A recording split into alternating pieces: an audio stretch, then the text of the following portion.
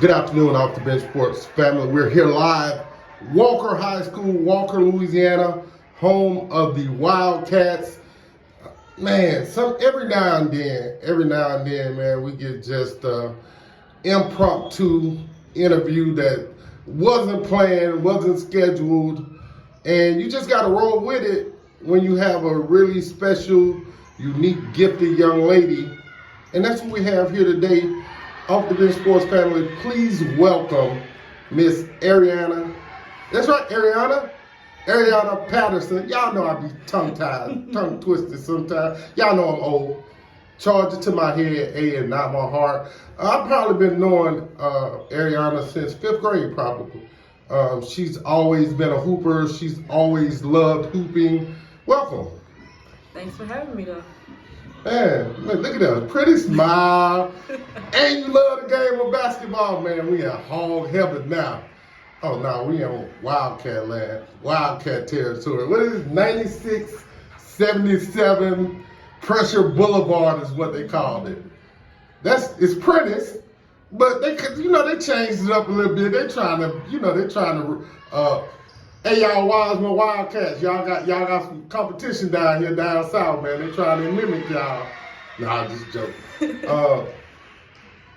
Freshman year, sophomore year. Let's go back. We're gonna go back. Skip high school. Where'd you get your love of the game from? Actually, starting in my break year, like I would say I was in 3rd or 4th grade playing with boys, and I love I was physical, so I was getting roughed up. My competitiveness didn't let me give up, so that's when I first started the love of basketball. You had competitiveness in 3rd grade? I didn't like to lose. I didn't like to lose. There was always some fire underneath my skin, like. Wow. Awesome. So you're in 3rd grade, and you're playing with boys, and then what? I actually started playing with my dad's team, the Jets. So when I started playing with that team, that's when everything started to crank off. My offense wasn't that good, but my defense, it was there. So, so that's when I really started that I should really keep it going, because this is what I really want to do. Because at first it was number track, and I was like, I want to do something else. That's what I fell in love with and kept going. I know at the time you probably didn't understand or didn't comprehend what it looks like when your skill set and IQ is growing. But now that you're a little bit older, a little bit more mature, a little bit wiser, how would you say from 3rd grade to 7th, 8th grade, middle school, how did you see your game progressing as an understanding of what you need to do to be better and putting that into application on the court? How did you see yourself growing? It started off working on myself because I couldn't dribble the ball. I couldn't put the ball through the hoop to save my life. So I worked on myself, and then I started watching film. Film helped a lot.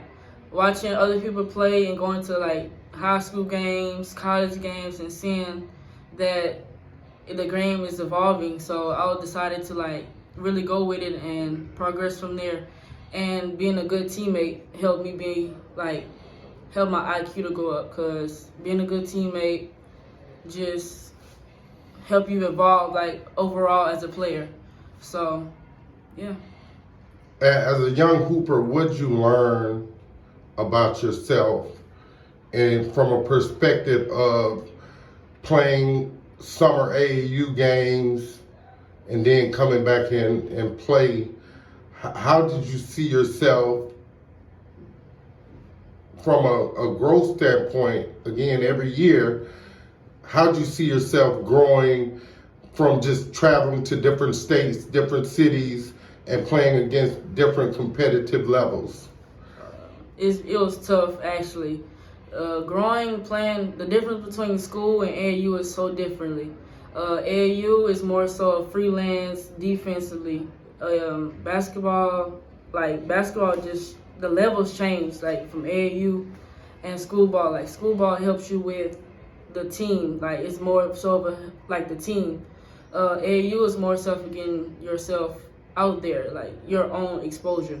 So like it helped me a lot defensively and making better decisions in school ball. AAU people are a lot quicker, a lot smarter because you're playing people out of states and the levels they on can't be the level you on sometimes. You playing people better than you sometimes, may not, but it still helps you as a player to get better and makes you smarter in school ball. Right, right. I agree. You finish your young youth amateur career, if that's a thing, I guess. But you're transitioning from middle school, getting ready to come into high school. Was there any fear? No, sir. I was actually ready. Like 8th grade year, I didn't even play a lick of middle school ball. I actually was on a high school team in my 8th grade year. So they helped me transfer like the speed, like better decisions, stuff like that. Coming here helped me like develop more of maturity because I wasn't very mature on the court at first. So it helped me develop my maturity and IQ.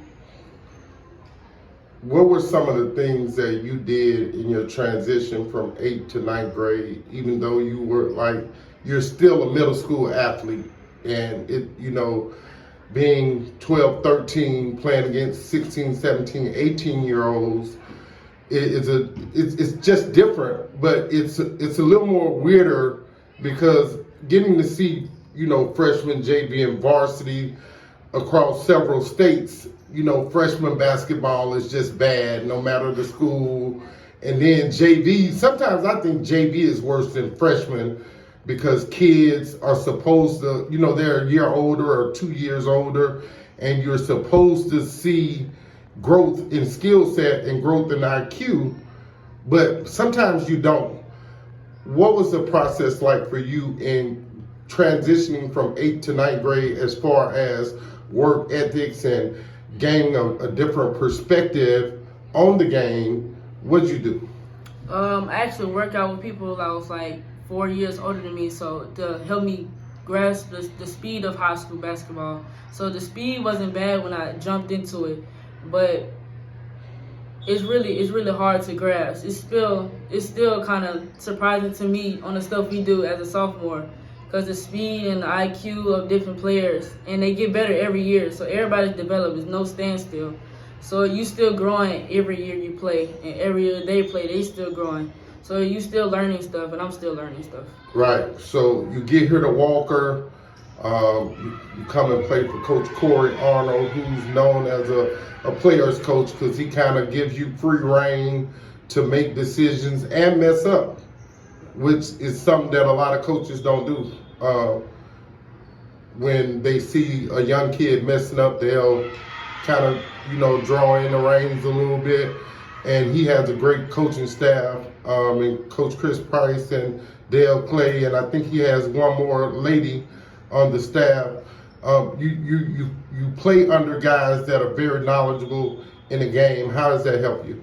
It helped me a lot. Their experience and my years with everybody is great. It helped me develop the relationship between coaches. It's a certain level because some high school coaches don't have a relationship with their kids unless it's dealing with just high school basketball.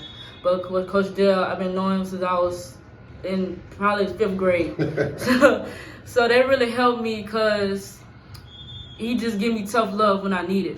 And playing with Coach Chris, my defense, he's on me with my defense. And it's really tough. Playing with Coach Corey is really tough too. He expects nothing but the best because he knows what you're capable of. So he's not going to hold you to a small standard. He's going to hold you to the highest standard you can get. Playing under Coach Minna, which is our new coach that came last year, she helped me grasp a good competitiveness and being tough, because there's some tough girls out there that's real tough, and she helped me with that. A lot of times, high school programs don't have a dedicated workout schedule. I know I've been following Walker girls and boys for a while. Coach Arnold believes in the weight room. What was that transition like for you? It wasn't hard. It's just again, speed. Like everything is fast paced. We jog into each drill, each type of lift we jog into. It's just you gotta get used to it. It's no really like progress, no process to like even get. Cause when you try to even grasp like the little, I don't know. It's just hard to explain. You just gotta be ready and prepared. You gotta be ready and prepared for it.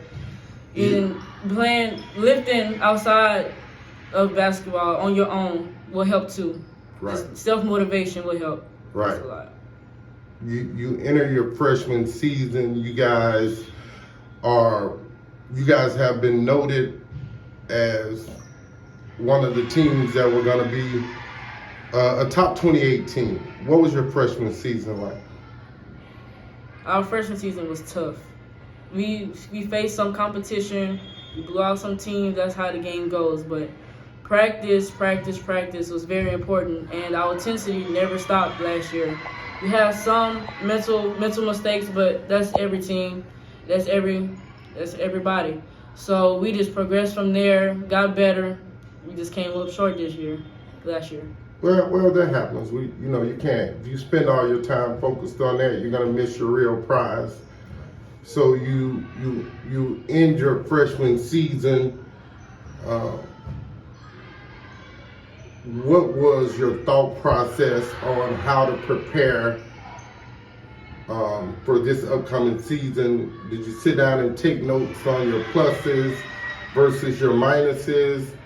Did you talk to your parents, or did you talk to your coaches, or what was it like for you from March till, let's say, today, on what you've been doing to prepare yourself to be better?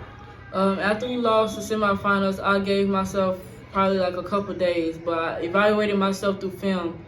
Film helped a lot too. It really helps.